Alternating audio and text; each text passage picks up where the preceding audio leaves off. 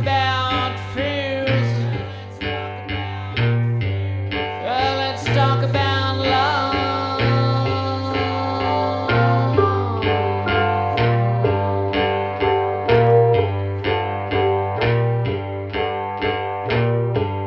Yeah, I got fears, but I ain't got no love. All right, welcome back to another deep dive. We are doing today Terry Bowers. Terry Bowers was an 11-year-old male boy. He was in 6th grade, and he was murdered on April 26, 1970. So it's another old case. I like these old cases because when they've gone cold for so long, sometimes all it needs is a little, publicity. You don't know who sees it. So I like doing these old cases and getting it back out there. Now this is a fairly famous case. I hate to use those words, but that's, some people know about it compared to like the last case that I did, Dolores Barron, where not a lot of people know anything about that. Different circumstances, of course. That was an equivocal death. Maybe. Coroner ruled that natural causes or an accidental death. But this is a homicide. But the circumstances that surround this case is what is intriguing to me. Now, I've heard about this case only because it happened in Pennsylvania, near the Philadelphia region, not far from me, probably 2.5 hours, maybe 3.5 from where I'm at. Of course, I wasn't born in 1970. I know that I'm old, but I'm not quite that old. My research to this, it goes to show there's a lot of cases that I've done in the past where there's so much misinformation, and this was one of them. It's very hard to get exact facts without police reports. I've said it a million times.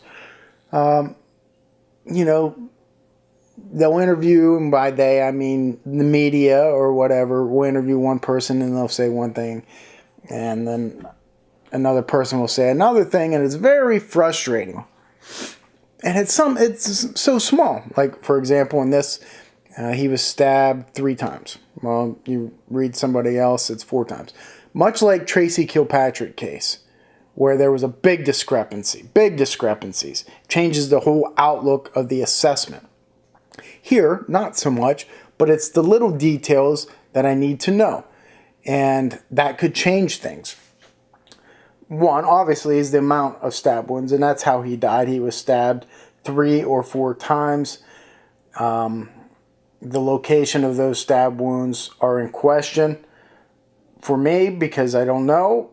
One account that I read in the newspaper is in the chest and in the back and then the right arm. Now, here you don't have 36 stab wounds where people will say it's personal. Remember all that bullshit? You can't tell whether something's personal by the number of stab wounds. I don't know how many times I got to say it. I'm going to say it until I can't say it no more. And hopefully by the time I die, that vernacular, that thought process will be gone. Where people think, well, it's personal. There are certain ways to tell whether a murder is personal. Yes. The amount of stab wounds is not the way to do that. Location of stab wounds, okay, I'll buy into that a little bit, but not number of stab wounds. That's why I got kicked off News Nation. Remember when they had me on there? Cut me off. She wanted Ashley Banfield telling me that, well, this case was personal, right? Because of the amount of... No, you can't tell that it's personal. And from what we know now, probably was correct. I was, not Ashley. On these idiot people that say it was personal. Grudge? Maybe. Doesn't mean it's personal. Revenge? Maybe. Doesn't mean it's personal. Okay, I digress. let's get back to Terry Bowers. So Terry was a Boy Scout, okay? And on, I believe, April 24th, 1970, he was going on a camping trip with his Boy Scouts. They were going to a sleep out with tents and stuff, and that was going to be held at, I believe, I want to make sure that I got this right, St. Basil's Great Church. He was with Boy Scout Troop 275. Now, I have written down here is from Darby's Blessed Virgin Mary Church, and that might be the origin of where they departed from, but I'm pretty sure that they ended up at St. Basil's Great Church. It is a yard, you know, where they sent up tents. It was 200 yards away from the church. I got the initial impression of being in the woods. Remember the Girl Scout murders? With that slapdick Gary Leroy Hart.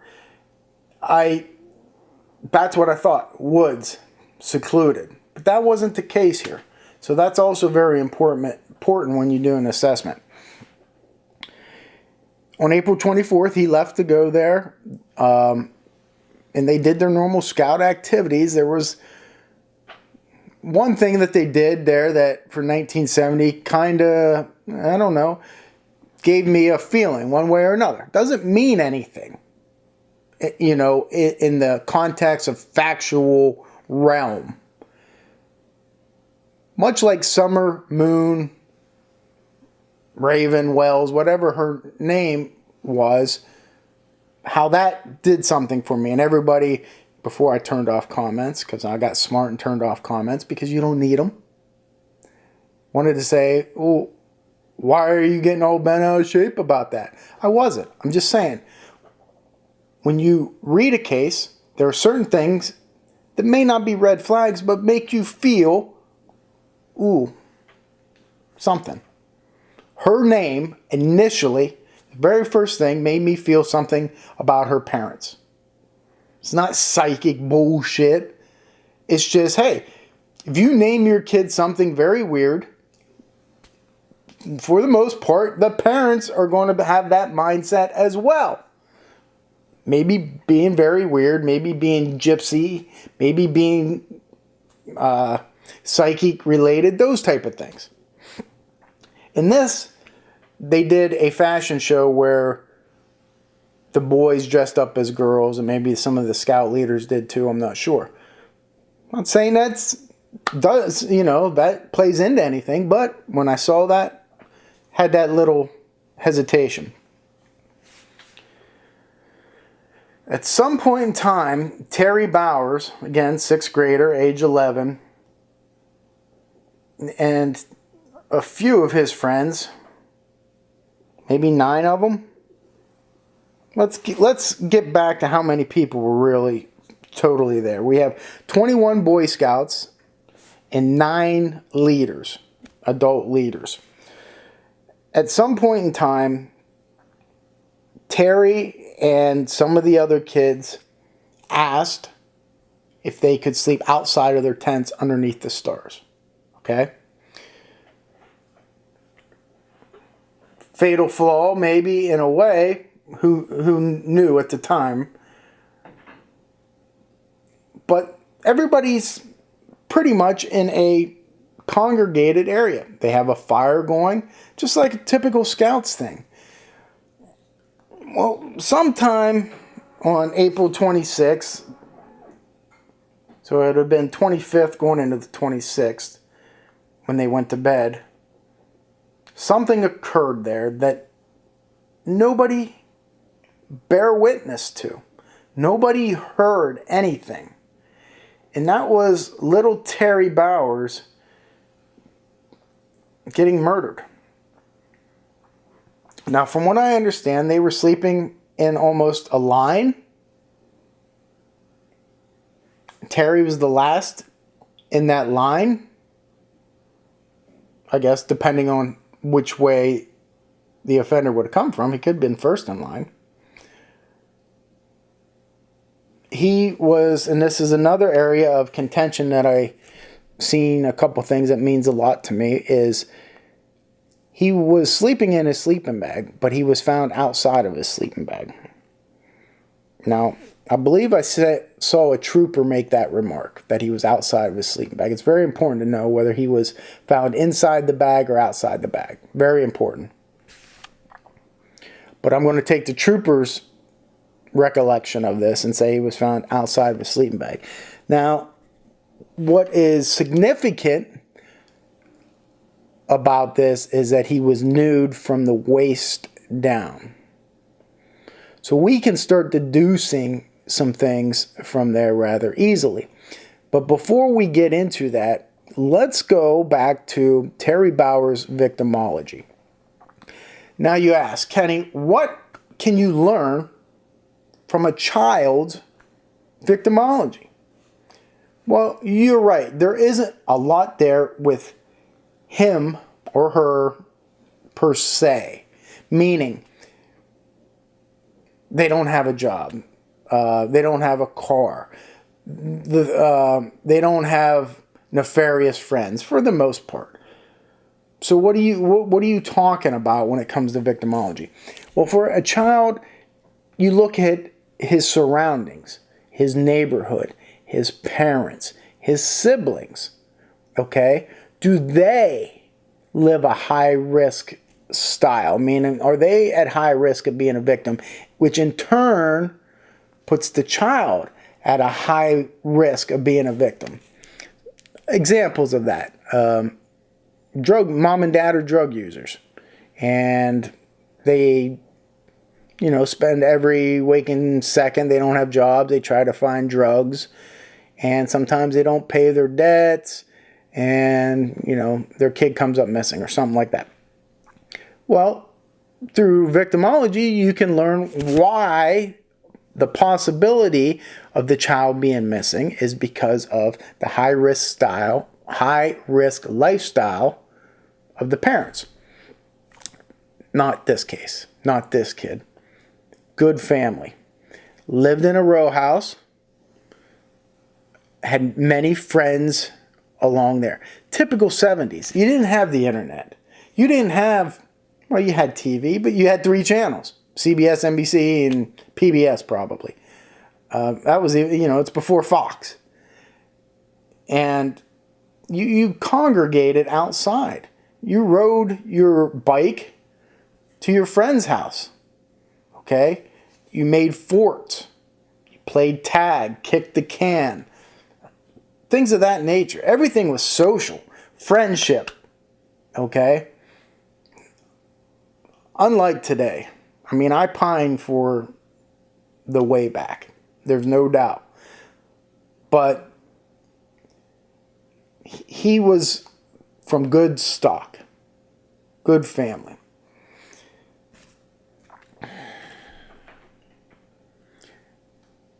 And I'll get into this, but, I don't believe anything from where he traveled with his scouts, which was 30 miles away to where they camped, has anything to do with what happened there.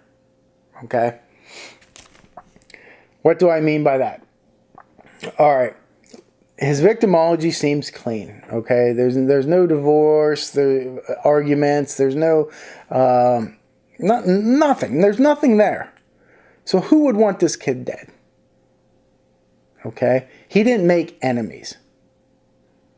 It's not like a grown-up that has a business dispute or gets in a drunken fight at a bar and gets killed.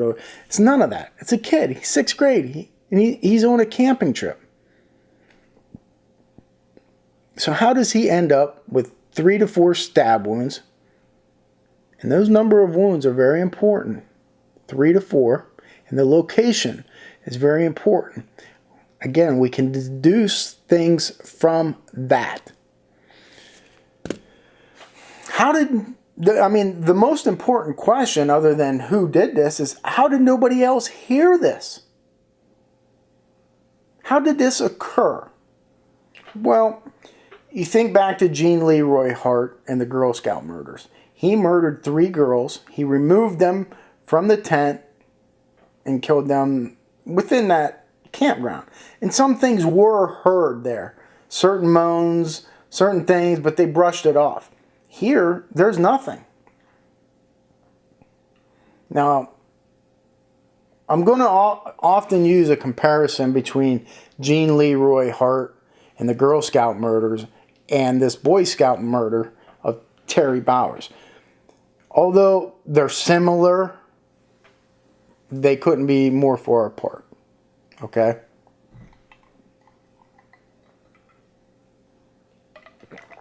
To me, there's nothing in the world better than drinking very cold ice water from a glass. So much different from plastic. Anyway, I digress. How does Terry Bowers go to sleep outside under the stars with 30 other people and then wake up dead? This has confounded police for 50-something years. Good police officers.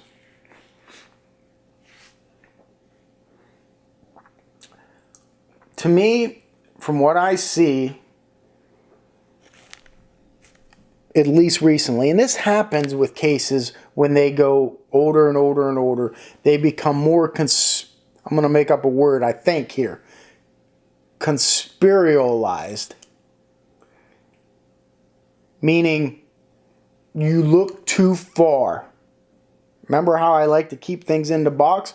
But let's jump outside the box a little bit, you know? But let's not go to crazy town, okay? Sometimes that's happening in this case. It happens a lot. I've seen it a lot with old cases. And you need to rein it back in to the box, okay? So, for this case, there was a guy who was in jail and he years later admitted to this killing because he had been kicked out of Boy Scouts. There are people that are trying to connect this to abuse through the church. And you're just... And to a police chief that showed up at the autopsy, even though he was from a different jurisdiction. Those are all things I hate to say noise, because they're not. It's not noise. But it's like when people get stumped, when they don't have a clear-cut 100% answer that they've been searching for, they'll grasp and cling on to something because it has a merit, right? The police chief from a neighboring jurisdiction has no business, that you think, to be there. Why is he there? You read that in a report and you're like, ooh, well, I just read 300 pages looking and searching for something, and now I found it. Something sticks out to me. This ain't right. Slow your roll. Yes, it should stick out to you because it ain't right, and you should annotate that, but don't jump on board now to try to make everything fit that narrative. That's how innocent people get convicted. Instead, you just mark it down, move on, and then come back to it and investigate it out, but don't put it there. The same with the abuse that priests happen. Yes, happens. Happened, happens.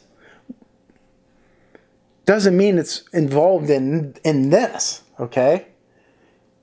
Trying to make a connection because it's the church and the church didn't help with the reward fund and this and that doesn't make them responsible. A conspiracy or somebody from the fatherhood to come down and do this. It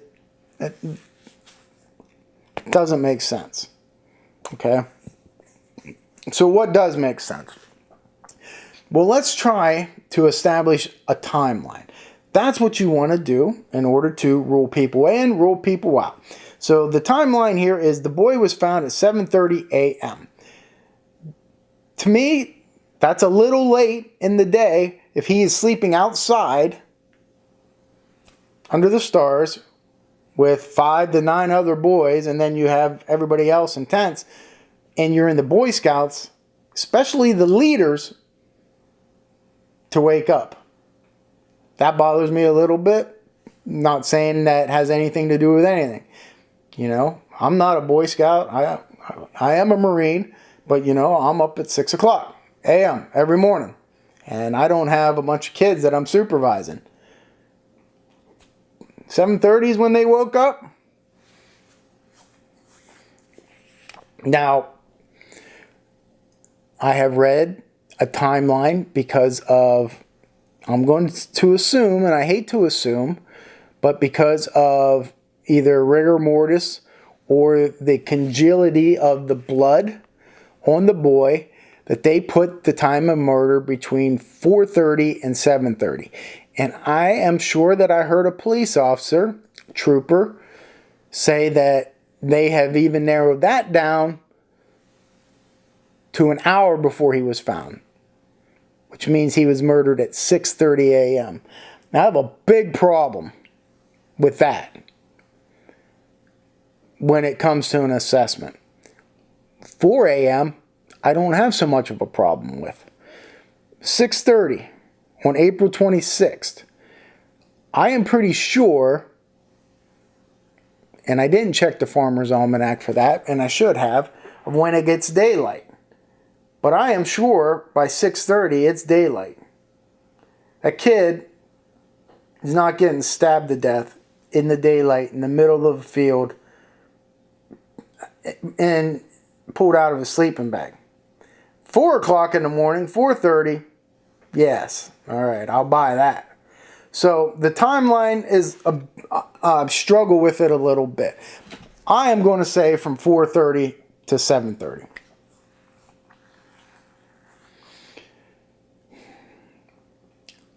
So who would have done this? Who is responsible? Could an offender from the outside, from Terry Bauer's hometown, have said, hey, he's going camping, we're going to follow him to this location and murder him for whatever reason? No. That's a simple answer. Okay? Nobody's going to follow this 11-year-old kid who doesn't have any enemies 30 miles away to an open field where he's surrounded by a bunch of other people and murder him. So we can eliminate that. And you can eliminate that just, based off of common sense. And what we're doing now is narrowing the focus. Okay, so we were out here. It's not somebody from out here. Okay, now let's go to the town that they were at, where the St. Basil's Great Church is. That location. Could an offender around the church area, let's say a 5-mile radius, have locked in on maybe the whole Scout boys, all the boys in the Scout, or Terry himself? Yes, that's possible. They had a big bonfire out there. A pedophile that's living close, driving by, definitely could have seen that. Definitely could have said, hey, I'm going to go down there and, have my way and murder one of these boys. Yet, I'm going to rule that out. Now, why am I going to rule that out? One is because it's a bad location. Yet, Kenny, if you look at the Girl Scout murders, Gene Leroy Hart, he didn't care that there was people there. He went in there, took those kids, and murdered them. Yet Gene Leroy Hart lived in that area. No, in the woods, in the caves. Frequented that area. Now, I'm not saying that somebody, a pedophile near St. Basil's Great Church near Phoenixville, didn't have that same proclivity, yet he did not remove the boy. And I think that is a very big clue in this case. And we can learn something off of that. You know, criminal profile, a little bit of an assessment that I put together as well. This is not an experienced offender. Now, why? You can't... I hate people that pass themselves off as criminal profilers, number one, when they're not. Number two is ones that just arbitrarily pull shit out of their ass and throw it to the wall and make it so general that it'll stick, and then don't give an explanation as to why you are making that assertion. So number one, he is an inexperienced criminal. Probably never murdered before in his life. Now, why do I say that?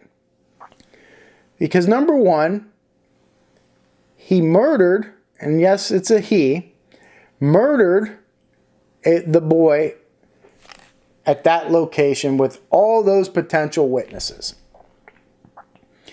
An experienced offender would have taken the child away from that area. Just like Gene Leroy Hart did. He did not kill them, you know, all in the tent. He took them somewhere else. Number two reason is because of the location of the stab wounds. If you're an experienced offender and you are worried about other people, and the offender had to have been worried that other people laying mere arm's length away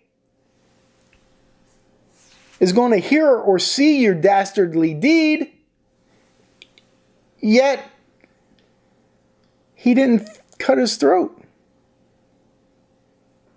He didn't do what an experienced offender with a knife would have done. I'm going to make sure that nobody hears your screams or cries. I'm going to stab you in the throat, or I'm going to cut you in the throat. That didn't happen here. One stab wound in the chest, two in the back, one in the arm. What does that tell you? Inexperienced offender. Another thing, and we've talked about this, is that the offender was from the immediate area. Meaning he didn't come from Terry Bauer's neighborhood and follow him here and kill him. It makes no sense. You don't do that there. You do it where you're comfortable, where you're not going to be seen. And where is that? That's back in that neighborhood where you can get Terry Bowers walking home from school or whatever it is and get him in your house to kill him. It's not an offender that's just happened to be driving by that particular place and say, you know what, this looks like a great opportunity to kill one of the kids. No. Might be a great opportunity to take a child, but even that's not a great opportunity when you have, 9 leaders there. Yes, they're sleeping, but then you take the child. You don't kill them right then and there. Now, one of the things that we have to determine, and it means something, obviously, was the boy sexually assaulted? Well, the medical examiner says no. But that doesn't mean it's not a sexually motivated crime. Go back to Idaho murders. In the very beginning, I said this is a sexually motivated crime. Although there was no indication of that, I think it's going to turn out, and I think it has, that it is a sexually motivated crime. Whether it's being rebuffed by somebody and going and them making sure that they know that you're the alpha dog. You make the call. You call the shots. I still think you'll find out that Idaho is sexually motivated crime. And this is also a sexually motivated crime. But it's in a different context. Now, what do I mean by that? It's still sexually motivated. But to me, this is more of a, I don't quite want to say curiosity type. But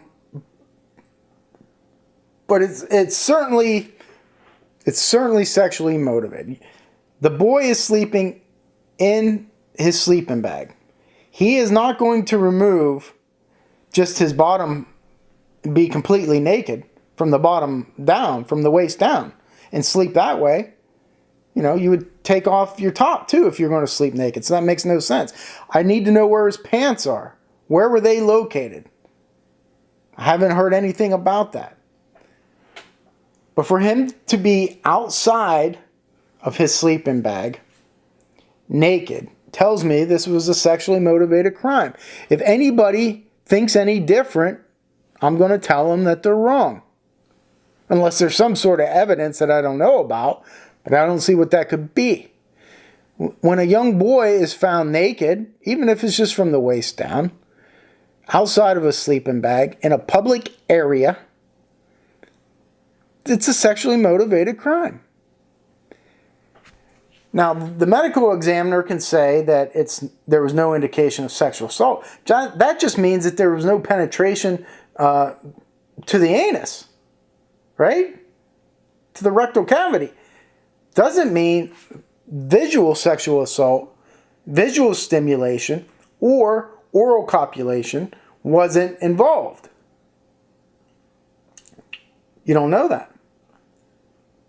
Now, I'm sure they didn't have the foresight then to swab the boy's genital regions for saliva, which is what I would have done, but I probably wouldn't have thought of that in 1970. Who knows? If they did, there's a good chance that the perpetrator's DNA could be found. But maybe the offender didn't touch Terry. It's more of a visual simulation. Think of serial killers, and I'm not saying a serial killer did this, but think of serial killers who sometimes have to have that bondage, have to have violence before they can ejaculate. And sometimes they don't even ejaculate, but they get pleasure from seeing that visually. Same thing here. The boy being naked from the waist down is a sexually motivated crime, and it's a clue. Now, does that get us any closer to the offender? Well, I think we're narrowing it down, right? I believe that it was one of, most likely, the 30 people there. Now, I'm sure that the police thought that. I don't know if they thought that initially or not. I've seen a lot of contradicting reports on that. But I know that some of the kids took polygraphs and some of their knives were collected. But I didn't read much more about that. But I think that's where you have to look.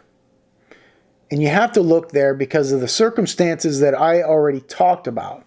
One being just a general location, 200 yards away from a church in an open field with 30 people around you.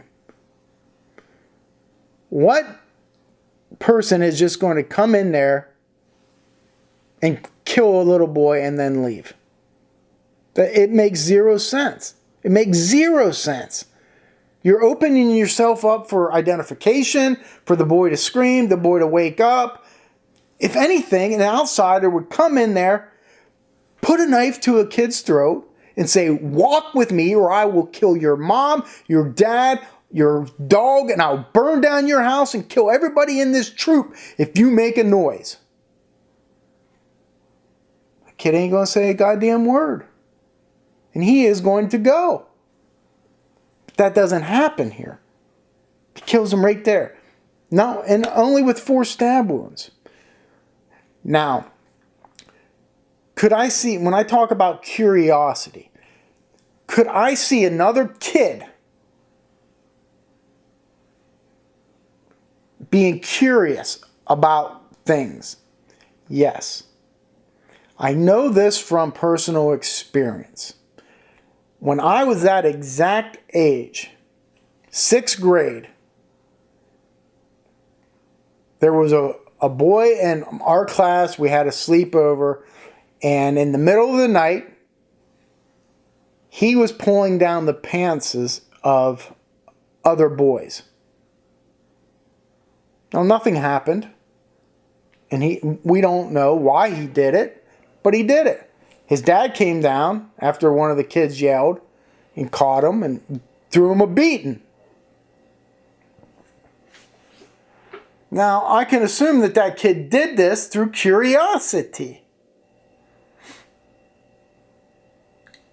Could that have happened here? Absolutely. And then maybe he's doing it while the boy's asleep and the boy wakes up and he panics. So he stabs him. Stabs him once in the chest. Boy's gasping for air. He rolls over, gets 2 in the back. I don't know the sequence.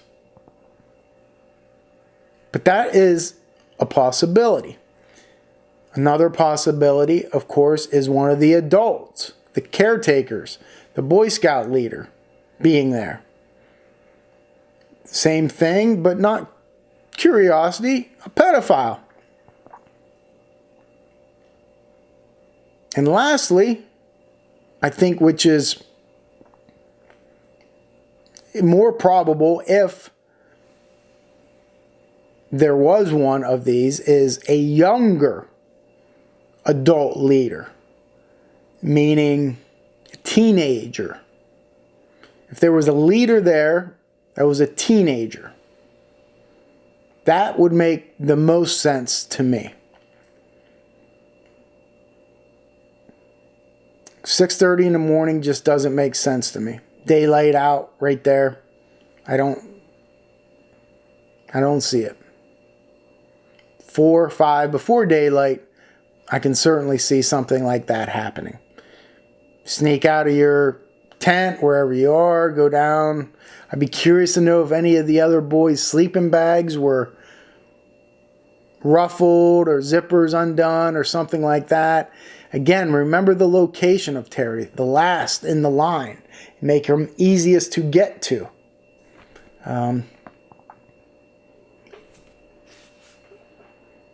I know, without knowing, that police had to have zoned in on these 30 kids that were there. Kids and leaders. I know they had to have. Because that's the only thing that makes sense. It's my belief they're either overlooking something, they haven't found something. You know, a lot of times, let's say, they started looking at these leaders and they find nothing in the background that would indicate that this person could have done something like this. Well, that's where your first mistake is. Yes, you should look at the background, but that's not always indicative of what a person's capable of doing. I'd want to know whether Terry was involved in this fashion show as well. Whether he dressed up as a girl.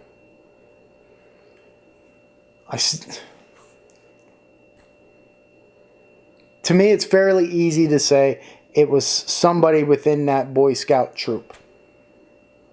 Another boy or a leader. To me, that's the only thing that makes sense.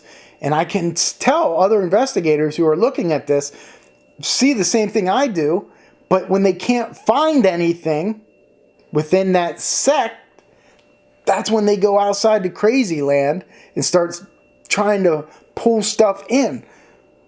When everything that you need is right there. That's what makes sense. The time, 4 to 7:30. The location in that field with other people right there. That's all you need to look at. To know that somebody within that group did this to Terry Bowers. That's what I think. We go over my notes here. Terry Bowers, age 11, 6th grade, Boy Scout Troop 275, April 26, 1970.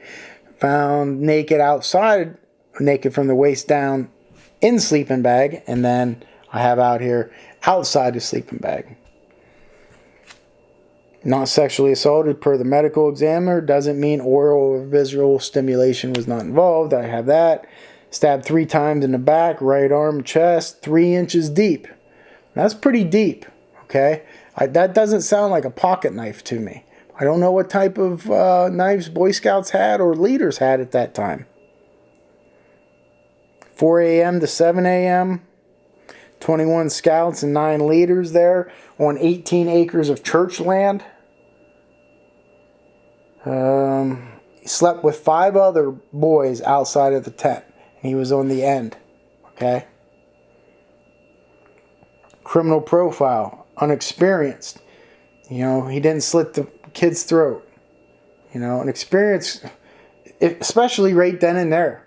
That's what you would have done. You wouldn't have just stabbed him 1 time in the chest, and then the kid rolls over and you stab him twice in the back, or vice versa. He's on his stomach sleeping, you stab him twice in the back, and then he rolls over and you stab him once in the chest. No, because all those kids are right there. You want to make sure that he doesn't scream.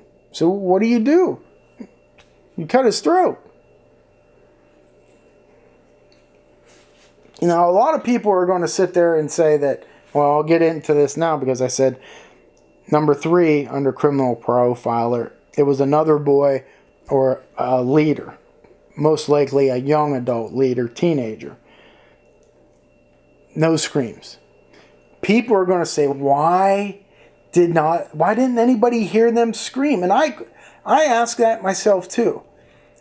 But I've investigated many cases where nobody heard anybody scream, and that's because a lot of times you're fighting for your life. You don't have time to scream. Okay? It's just a fight, and it's all happening. You're in a panic. You're trying to survive. You don't scream. But in this case, maybe he doesn't scream because he's afraid to get in trouble by the person that is holding the knife to him.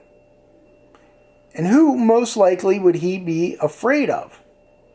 If somebody told him, shh, don't say a word. Is he more likely to remain quiet if another boy's doing it to him? Or a leader? Especially a teenage leader. Yeah, they're in the position of authority over him. So he isn't going to scream. And then maybe after the offender is done with him, with his sexual perversions, he makes the boy roll over onto his stomach outside of the sleeping bag. And the boy still ain't saying anything. And then he says, I got to kill him. He stabs him in the back twice. Boy, lurches up, rolls over, stabs him once in the chest, holds his hand over his mouth until he dies. A few seconds. Goes back. Everything's okay. That's what I see here. Heavy sleeper. I have a question mark by it. I'd want to know if he's a heavy sleeper. Because if the offender was trying to do something to him without his knowledge, meaning take him out of the sleeping bag, look at his private genitalia, masturbate to that, whatever his perversion is, would he have woken up? That could have started everything. Could have been perfectly asleep, The offender has no intention of killing him. His intention is to, masturbate to him, the other boys sleeping there, the thrill of that, being out in the open, them seeing that. He removes the boy's clothing himself, his bottom. No need to remove the top. And at some point, the boy wakes up and recognizes him. And that's when he realizes, I have to kill him. I absolutely don't think this was a planned murder. I don't believe he had any intention of that. I think the offender got caught doing what he was doing to the boy, and therefore he killed him. That's what makes sense to me in this case. My last thing I've written down here, not someone Terry knew from the outside of scouts, because they would choose to kill him at a different location, and I got into that. So that's what I think happened. Some, sexual type of stimulation for the offender. It was either willingly or unwillingly. I don't know yet. I would tend to believe that it was unwillingly. The boy woke up when the offender was either doing oral copulation or was masturbating, and they killed him. He killed him. One person. Single offender, male offender. Within that troop, within those 30 people, you'll find the murderer. You don't have to go outside that campground, that church land, to find the murderer. You have the name. The police have the name of that murderer in that book. And he's been interviewed. Just haven't connected the dots yet, but that's what happened to Terry Bauer.